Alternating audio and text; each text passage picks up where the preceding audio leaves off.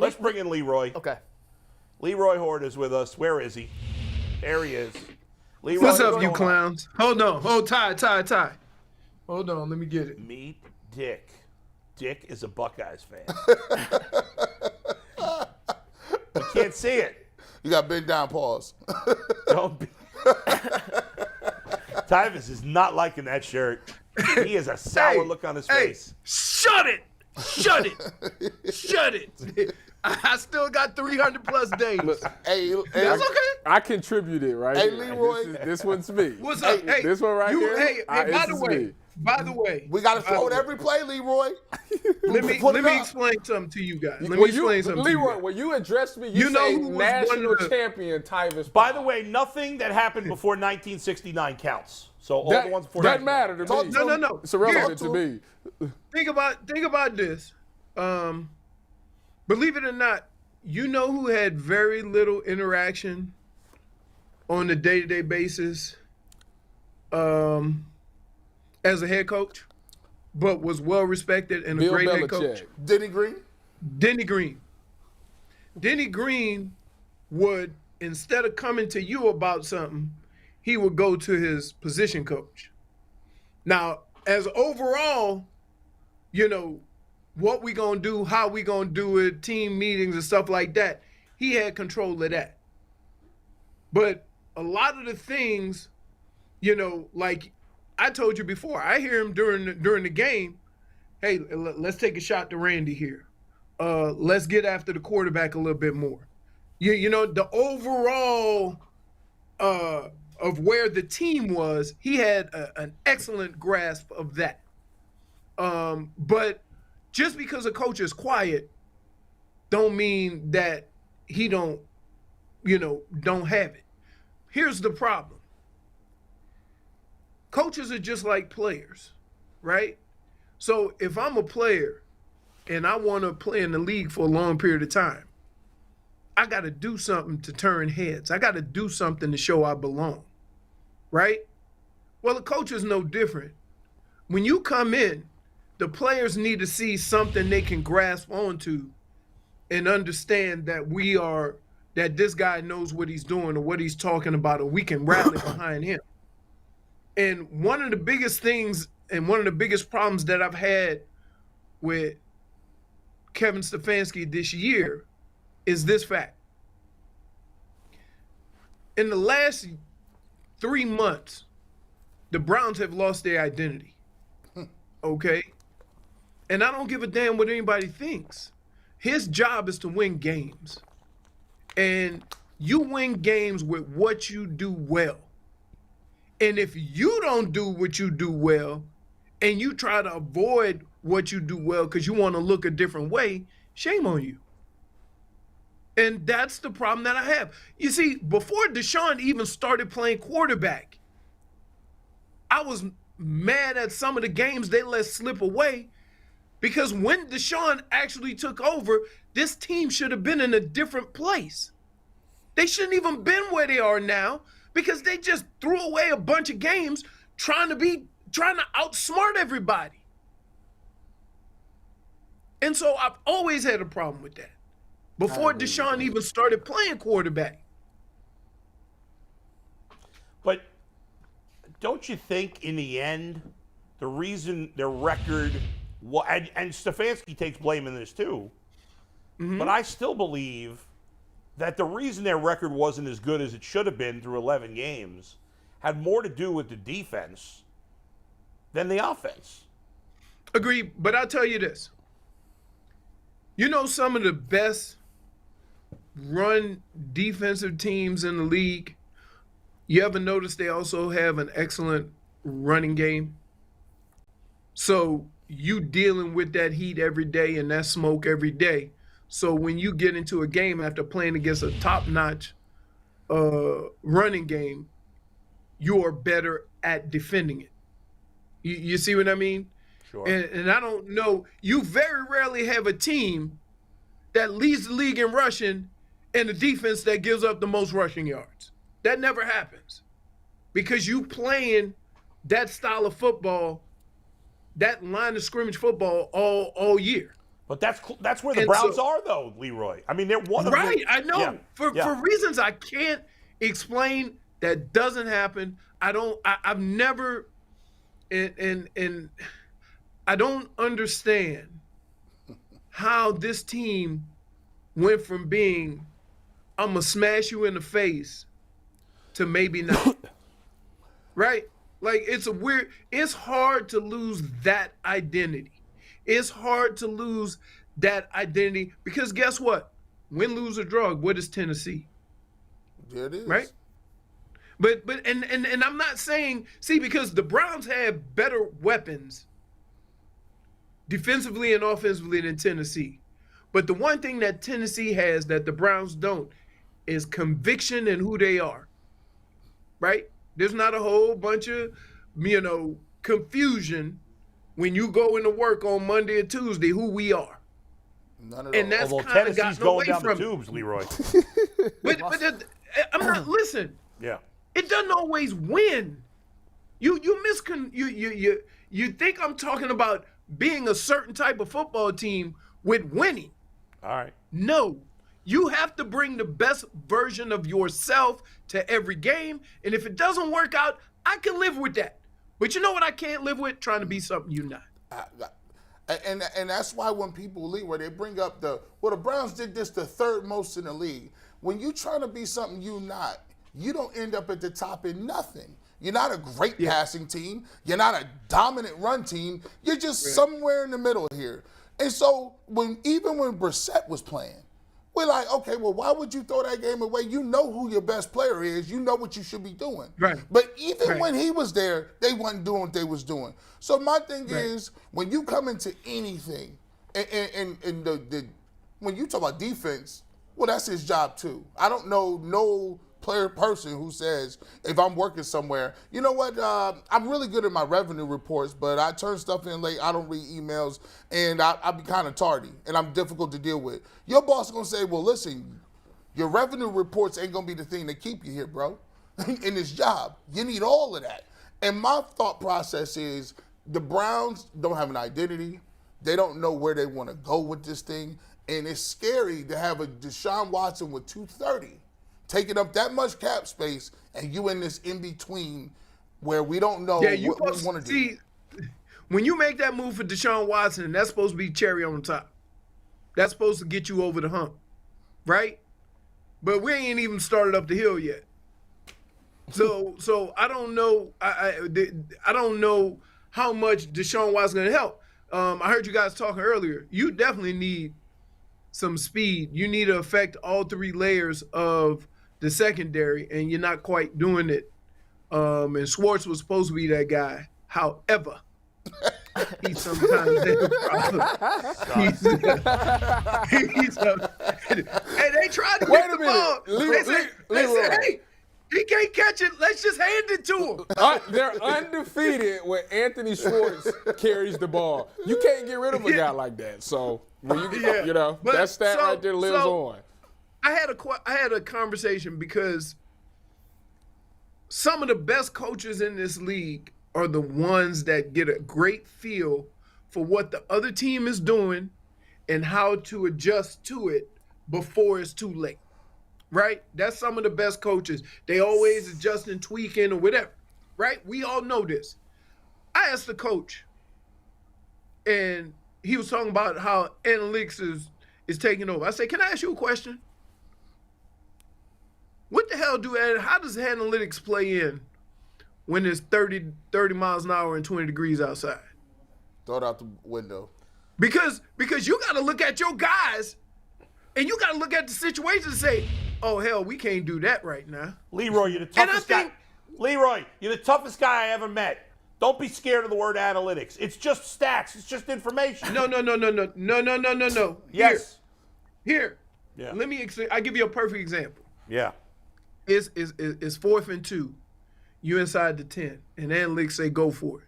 Right. As a coach, you can look at your team and get a feel for your team and say, this dog ain't gonna hunt. Not right now. Right. I agree.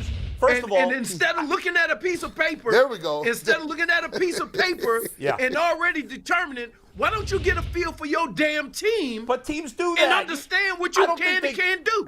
You think they all just go by the paper? I don't believe that. Yes, that's No. what it No, there's no It way. seemed like Yo, they are you do. kidding? In Boo. baseball, they do. There are teams that. You Yes. sit here saying, Yes. you sitting here saying that the coaches are doing what I'm asking why they don't, that they would do, right? Is that get a better feel for the game. You can use analytics, when to go for 2, when not to go for 2, things of that nature. I get it.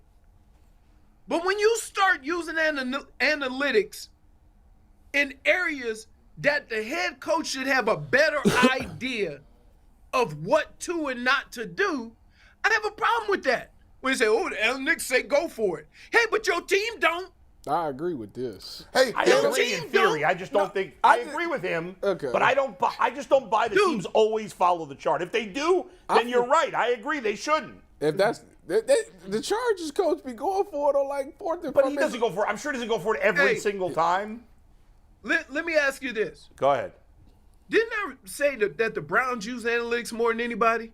No, you know who does? Philadelphia. Who? Best team in the NFL. Philadelphia. This guy.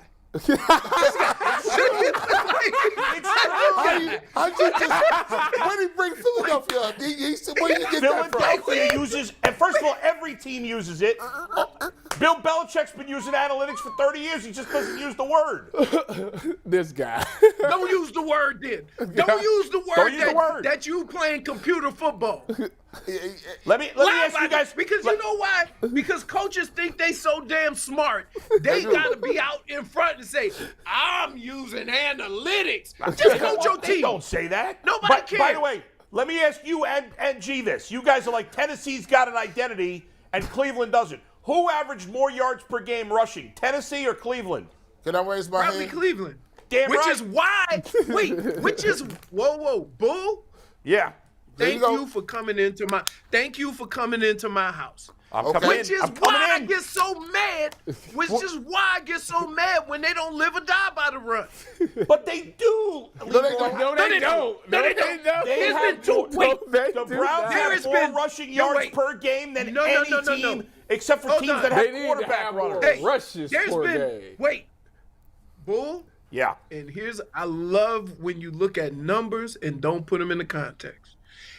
Every Wednesday, at least 4 or 5 times, I don't care where they rank running the football, I've come in here and we've had a conversation why they abandoned the run. Every Wednesday. All Every right. Wednesday. All right. Yes, pretty much. let me just give you And the facts. And your response to me is, Yeah. they run it 4th most?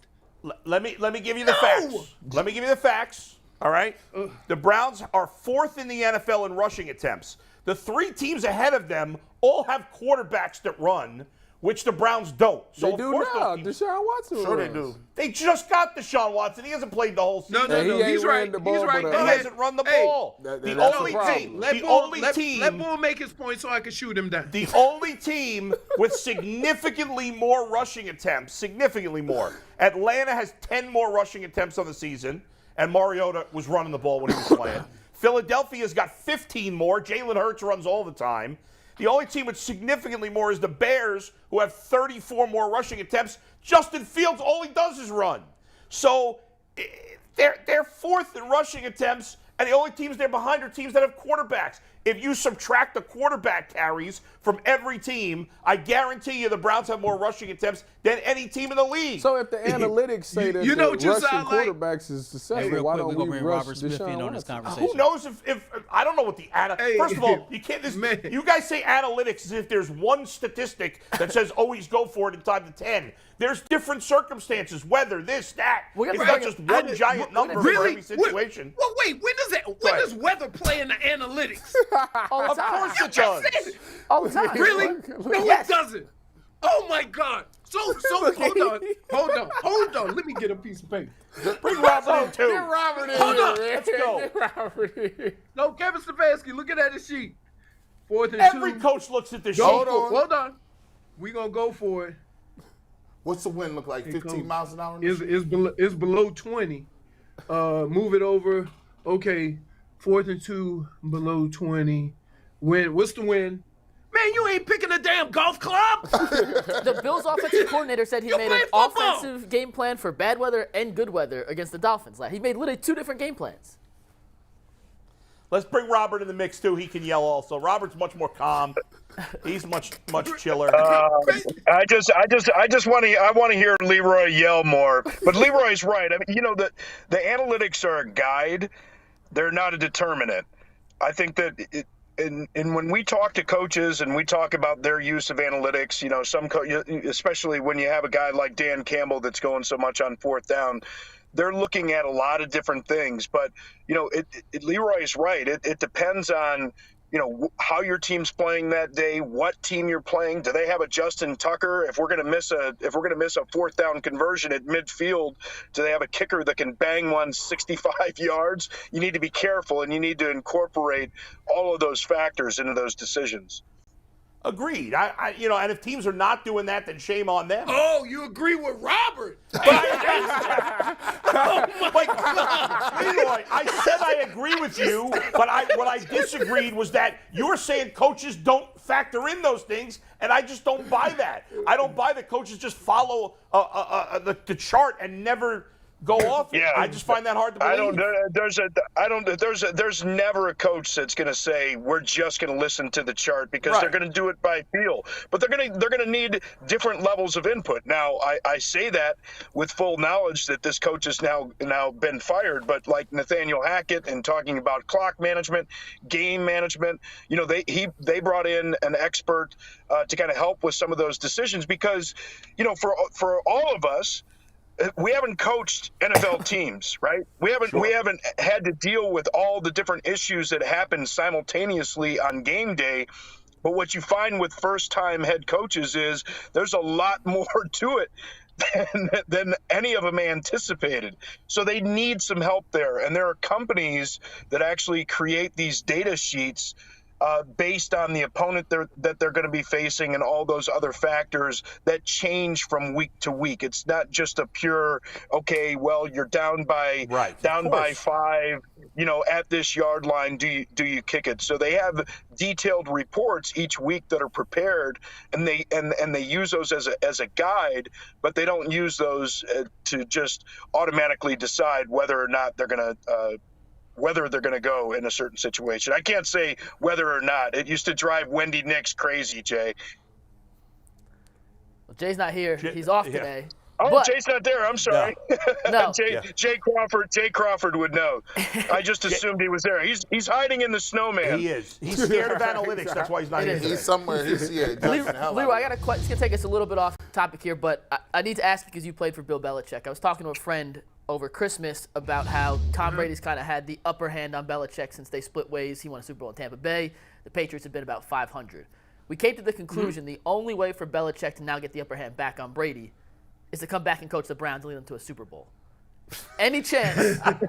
Any chance? I mean, that'd be the one thing that can't be topped. That'd be the cherry on top. Let how to me get ask you a payback. question. Yes. Here's what you need to know about athletes and people in sports. You think the way that Cleveland ran him out of town, that he gonna be willing to come back and let you get a piece of his legacy? But that was the Ravens. Hell no. That's the old version of the You Bills. think you think players hold a grudge? I know coaches are even worse. So no. You can call him, you can bring him back, you can do whatever you want. He like, I'll pass. There's no amount of money that would get Bill Belichick back into Cleveland. None. No. And by the way, his Bill's agent was my football agent, Neil Cornrich, who's right there in Cleveland. But no chance that Bill Belichick's coming back. And I'm not saying that because Neil told me some inside information. I think that's just common sense. And Leroy's right. Yeah, again. we can make that assumption. Yes. I'm just saying, it'd be the ultimate cherry on top paper. Yeah, I don't think that's I happening. was an advocate. I'm just- We talked about the Browns. I'm asking both of y'all this question. For me, it's getting a little spooky outside because, there's been some rumblings and people in the locker room, people say whether or not they rock with Kevin Stefanski. And my worst fear is this. They feel like the Browns are on a hamster wheel, and you start to get guys, top-notch players saying, I ain't got no time for this. I'm not about to be Joe Thomas. We're not going to do this. 'Cause at the end of the day, do you see the Cleveland Browns, when you look at the AFC, do you see them as constituted as a team that can compete over the sustained period of time, given what they have in the front office in this roster? Well, I think, first of all, it's as it's currently constituted is the key phrase, because, going into next year, I think this number is going to be around 45% for Myles Garrett, Deshaun Watson, and Amari Cooper. Amari Cooper. So they're going to be about 45% of the salary cap. So you have to take that into consideration. But, trying to find the positives in that game against the Saints the other day, I thought Deshaun Watson made some impressive throws on that last drive. Now, should you have been throwing 31 times in that game? I know that you guys have probably gone through that time and time again during this show. Maybe not. Maybe not. But Deshaun Watson's going to keep getting better as he gets more comfortable. As the weapons around him are more familiar with him.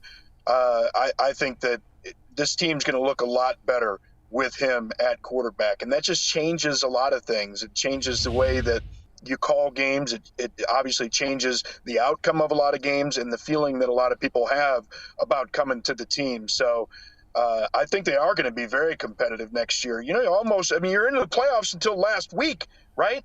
With, Jacoby Brissett, and I know he played well and better than a lot of people expected, but still you had a shot at the playoffs until just this week. So I do believe, but it's going to be interesting to see kind of how they manage that salary cap situation. And if, there are definitely going to be some people that aren't going to be back. The question is, how good are you evaluating the talent that you bring in to replace some of those guys? Yeah, I think, the thing that the Cleveland Browns needed this year that they didn't have is time. They needed time to figure out who could do what, how Deshaun Watson was going to fit in, and they really didn't have that time. And maybe get Schwartz on the jugs machine. Other than that, you got to find somebody with some speed. You got a very talented tight end, Amari Cooper, DPJ is coming along. You just don't really have anybody who could blow the top off. And I think offensively you'll be fine there. Defensively, I don't know what happened, right? We always thought that anytime you play the Cleveland Browns, you got to deal with them defensively and you got to deal with them stopping the run. And it just kind of like the defense failed a lot. So I don't know if it's a schematic thing. I don't know if it's a mentality thing about, guys just not into it the way they were. I'll tell you, winning is a funny thing because I know how I felt when I was in Cleveland trying to fight through it, right? And a lot of people, were down on Bill Belichick, but, we always felt that we were moving in the right direction. It just probably wasn't happening fast enough. And then I got to Minnesota, and from the first day when you got your schedule all the way up through the Super Bowl, there was no deviating from that schedule, and there wasn't nobody who felt that we weren't going to get there. At no point in time since the second I walked into that locker room. And part of that is because you never had a losing season. He had been to the playoffs, but hadn't won a playoff game till I got there. I think the second year I was there. And so things, you always had hope. When I got to Minnesota, and Rob could tell you this, it was always hope. When you said this year, you really meant we were going to do it this year. You wasn't hoping because we were building something. And I think a lot of teams need to see that. We thought we saw it last year, 2 years ago against Kansas City, right? And all hell broke loose the next couple of years. So we got to just figure out how the Browns can get to where, like, not only the organization, but the players, the fans, everybody can see that there's a light at the end of the tunnel. And right now it's so muddled up. Like, you don't know who's going to do what, who's happy, who's not, what the coach is going to do, what the organization thinks. And it's just chaos. There's no hope.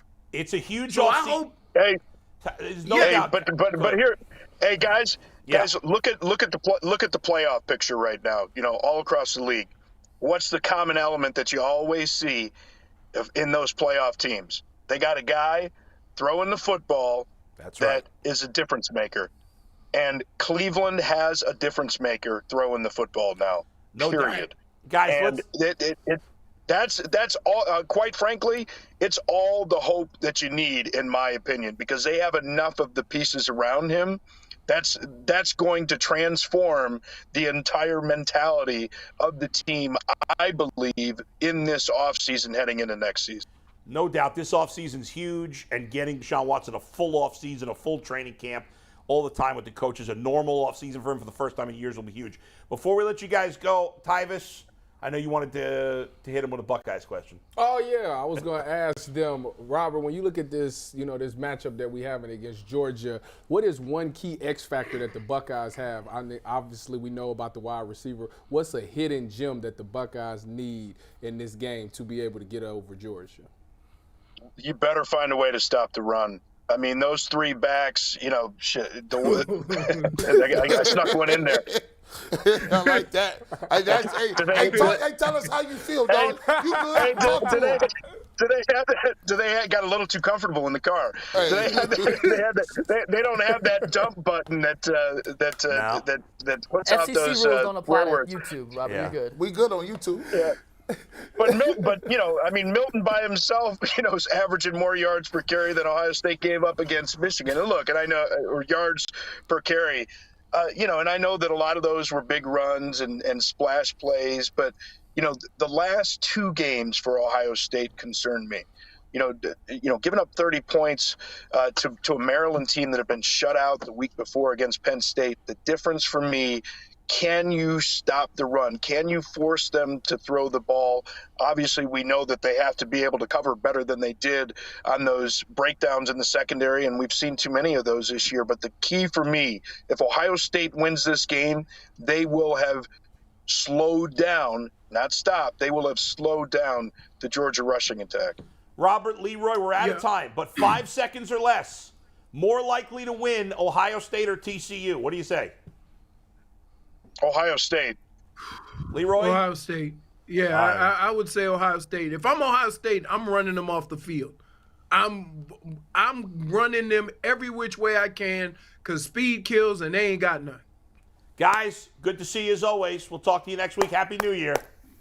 All right, New Year. fellas. Have See a you good one. guys. Happy New Year. Happy New Year. Peace. Go Bucks!